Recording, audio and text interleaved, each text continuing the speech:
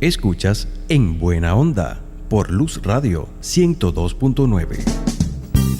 Seguimos acá en Buena Onda. Nuestros números de contacto, el 0426-565-1980, 0426-565-1980, si quiere enviar un mensaje de texto libre de cargo, o si quiere llamar a la cabina directamente, lo puede hacer al 412-6872. 412-6872. Vengo conversando con el profesor Luis Vivanco de la Facultad de Humanidades y Educación de la Escuela de Filosofía sobre el Renacimiento, ese movimiento artístico y cultural que empezó en la Europa del siglo XV. Cuando nos hablan de Renacimiento, Luis, lo que primero se nos viene a la mente, por lo menos en mi caso, es la pintura. ¿Cómo fue esa transformación? ¿Cómo era la pintura antes del Renacimiento y cómo vino a ser a partir del Renacimiento? Bien, la pintura antes del Renacimiento tiene como unas formas bien marcadas, bien claramente distinguible de la que va a ser la pintura renacentista. Es, vamos a decir, mucho más rígida, más geométrica, casi hecha por una persona que no sabe pintar bien o por un niño. Es una pintura casi como ingenua, ¿no? No tiene fondo, de los fondos solían ser dorados o de un solo color, monócromo, pero la figura que estaba retratada, sea una figura religiosa o sea un personaje, no tenía un fondo atrás que lo enmarcara en una realidad natural, sino que era como si fuera un retrato con un telón atrás, ¿no? Y generalmente era dorado, porque eran figuras que se destacaban por su santidad o por su virtud.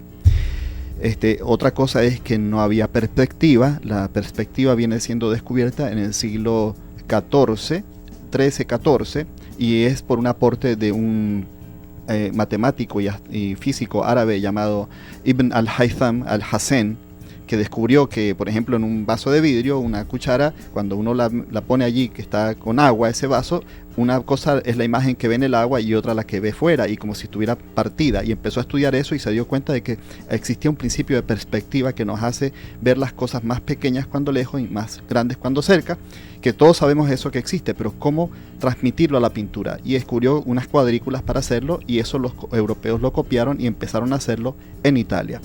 El primer pintor que empieza a usar un poquito de este principio de perspectiva y a poner fondo en los cuadros es uno del siglo XIII que se llama Cimabue, en el norte de Italia. En el norte de Italia. Sí, casi todo esto va a pasar en el norte de Italia, en ciudades como Pisa, Bolonia, Génova, Florencia, Padua, Venecia. Yo veo en la pintura renacentista que, además del cambio de los temas, usted nos decía en el segmento anterior que antes del Renacimiento, pues la llamada Edad Media, el principal tema era, bueno, los temas cristianos, y a partir del Renacimiento no es que se dejan de lado los temas cristianos, pero se empiezan a incorporar temas de la mitología clásica. Pero no solamente en torno a los temas, sino en la manera de presentar los colores, etcétera. La visión es como un poco más alegre, más optimista. Sí, que en la visión, la representación pictórica medieval, que suele ser un poco más lúgubre. Sí, vamos a decir, la pintura medieval generalmente es muy simple, como decíamos antes, es como muy ingenua, pero la pintura del Renacimiento es realista, y eso abarca mucho una gama mucho más amplia de emociones y de sentimientos. Tenemos pinturas que retratan toda la alegría, por ejemplo, del nacimiento de Cristo, o todo el dolor de la crucifixión y del entierro de Cristo. O en los temas mitológicos vemos desesperación, temor, ira. Empieza a aparecer ese tema mitológico de una manera mucho más evidente, como decíamos hace un rato, pero cuando conversábamos, no solamente van a encargar estos temas personas, vamos a decir, del gobierno, príncipes, reyes, sino también cardenales, obispos y hasta papas van a encargar temas mitológicos junto con temas religiosos, porque se ve como una continuidad del mundo antiguo en el cristianismo, ¿no? Y sí, hay como una nueva gama de emociones que es facilitada y posibilitada por ese mejor manejo técnico de los pintores. Hay también otra cosa interesante. Se evoluciona el medio mismo de la pintura, se descubren nuevas técnicas del óleo, técnicas para hacer el óleo con más profundidad, con más luminosidad, y eso lo van a desarrollar sobre todo no en Italia, curiosamente, sino al norte, en los Países Bajos. los grandes pintores flamencos pero y holandeses. hay un pintor italiano que yo creo que es el maestro de la luz, Caravaggio. Sí, pero Caravaggio ya es barroco. Sí, yo Sí, sé que sí. no es renacentista. Sí. Caravaggio creo es del siglo XVII. Pero Sí. digo, usted que estaba hablando de hacer más luminosas las pinturas, Sí. si a mí se me viene, yo no soy historiador del arte, ni mucho menos. Me encantaría estudiar historia del arte y sentarme a hacerlo con profundidad. Pero bueno, por cuestiones de tiempo y vocación no puedo. Pero de lo poco que sé, cuando usted me habló de pintores que logran dar gran fortaleza a la luz en sus representaciones, Caravaggio Sí. para mí es uno de los que, es decir, esos claroscuros y esos contrastes que tienen entre cosas oscuras y cosas luminosas, la verdad es que requiere mucha maestría técnica hacer Claro. cosas como esas. Claro. El gran pintor del siglo del Renacimiento en el imaginario popular es Da Vinci. ¿Por qué? ¿Por qué se le considera como tal? Bueno, hoy en día se le considera así porque era un hombre total, eso no hemos hablado, pero la visión del hombre es quizá lo mejor que tiene el Renacimiento. Hay una frase de un gran hombre de esa época, León Bautista Alberti, que resume mucho ese espíritu. Dice, el hombre es capaz de hacer todo lo que quiera. Claro, una gran confianza, casi un optimismo casi ingenuo, casi irreal, ¿verdad? Hoy no tenemos esa confianza tanto en el hombre. No podemos. Alguna gente sí. Algunas sí, pero es quizás Hay gente que cree que con la tecnología, bueno, vamos a vencer todas las enfermedades y vamos a alcanzar la paz mundial y el hambre se va a acabar. Yo no estoy tan seguro de eso, pero yo tampoco estoy tan seguro. Pero sí hay un grupo de gente que opina esto. Pero estos renacentistas, por ejemplo, creían Isaac eso. Asimov era uno sí. de los que opinaba que mediante la tecnología el hombre va a ser muchísimo más feliz y que el futuro está en nuestras manos incluso. Sí, bueno, no lo sé. Pero en todo caso, el hombre del Renacimiento lo creía con mucho más corazón, con mucho menos dudas, ¿no? Hoy en día vendemos cara a las creencias. Ahora, así. hay una antigua concepción griega en torno a eso que usted está mencionando, que se llama la hubris, el orgullo Ajá. humano. Sí. Y tanto la religión griega como la religión cristiana han advertido en contra de eso, de la soberbia. Ya.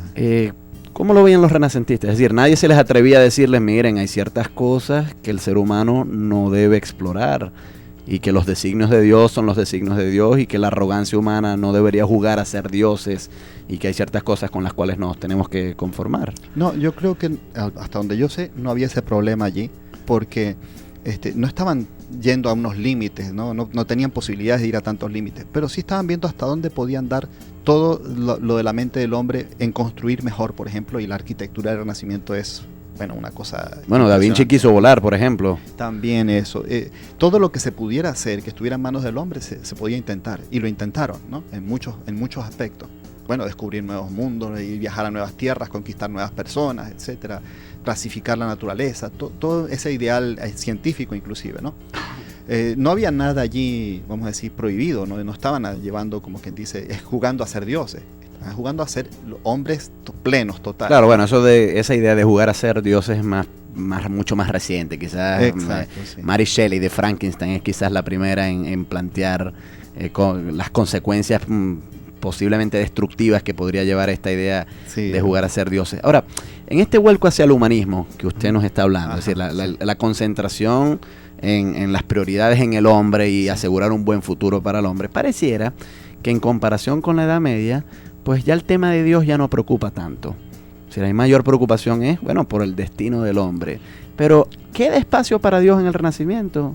Es decir, ¿hubo renacentistas ateos?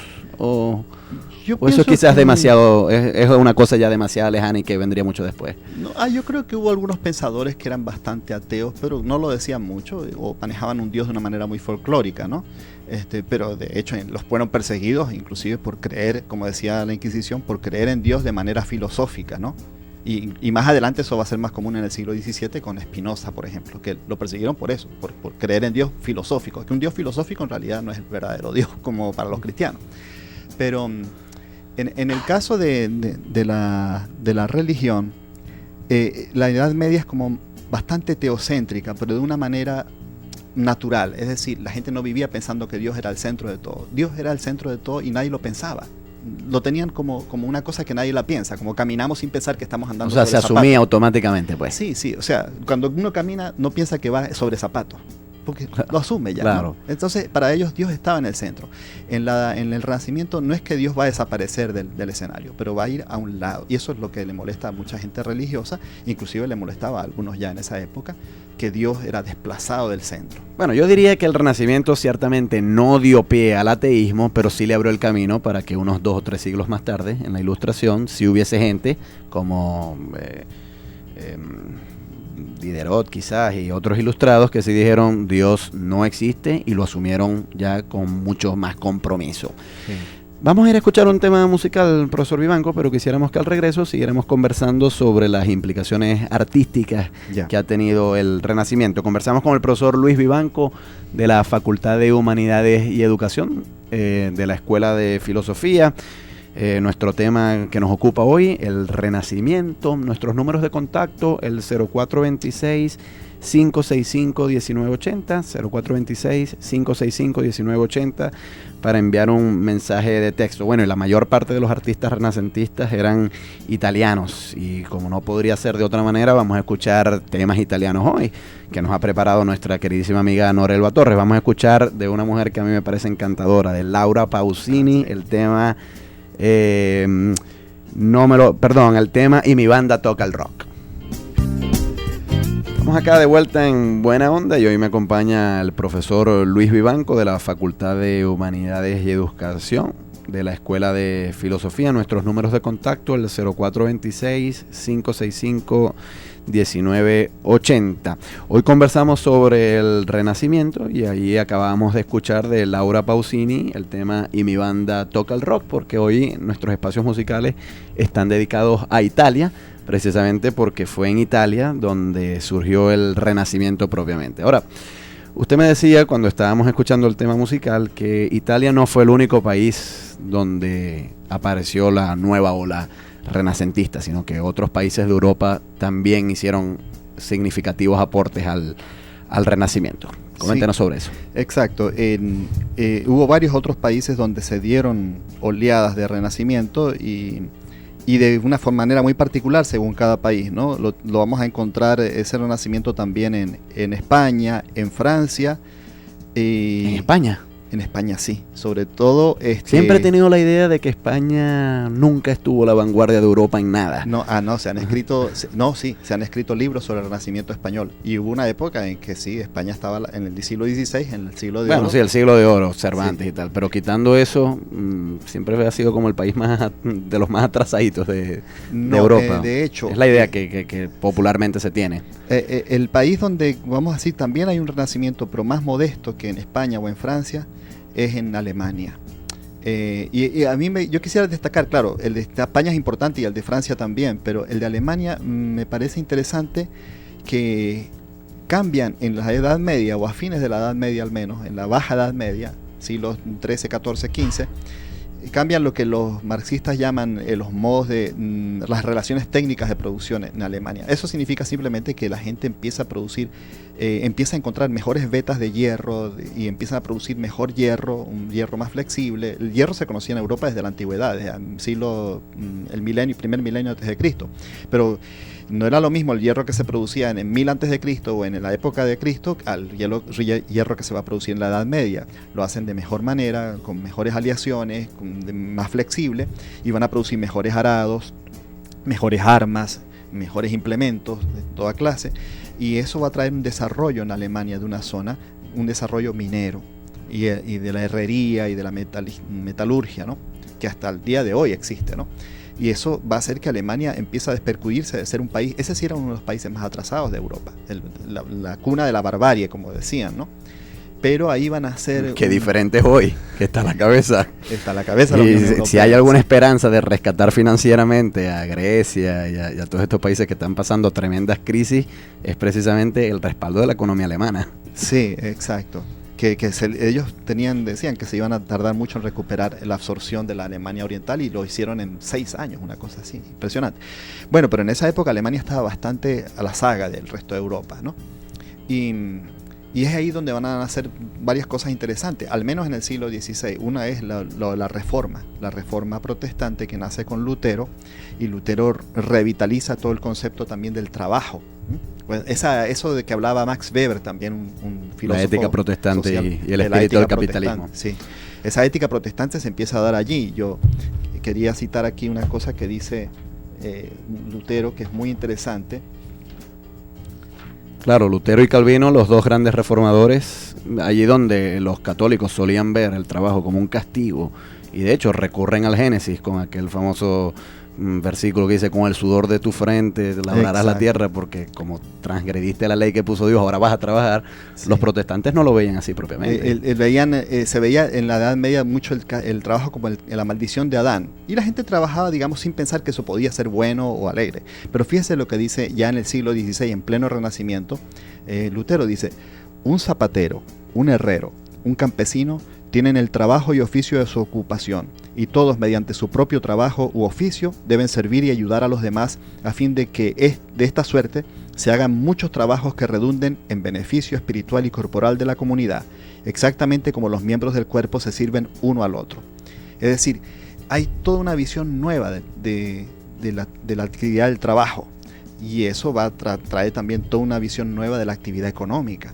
Es decir, ahí es cuando empiezan a hacer verdaderamente el capitalismo como una empresa individual, mientras que la economía medieval era más bien colectiva y agraria. Un oyente nos envió un mensaje de texto al 0426-565-1980. Nos pregunta: buenas tardes, mi nombre es Rey. Mi pregunta es: ¿qué influencia marcó la alquimia en el pensamiento renacentista? ¿La alquimia tuvo algo que ver con el Renacimiento? Pues sí, fue muy desarrollada. Muchos de los principales alquimistas, como Basilio Valentín, son de esa época del Renacimiento. Se descubren muchos elementos químicos, pero de hecho también va muriendo en ese momento, como vamos a decir, como ciencia oculta o paraciencia o pseudociencia, según nuestro amigo Bunge, ¿no? Mario Bunge.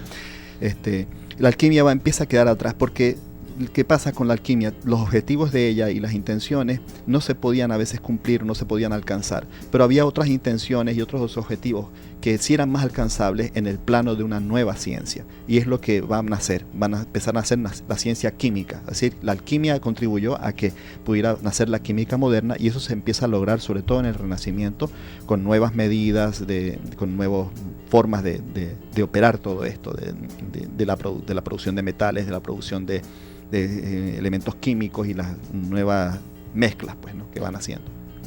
Quiero regresar un momentico a la pintura renacentista, porque hay un tema que a mí siempre me ha llamado la atención en el Renacimiento, que es el desnudo.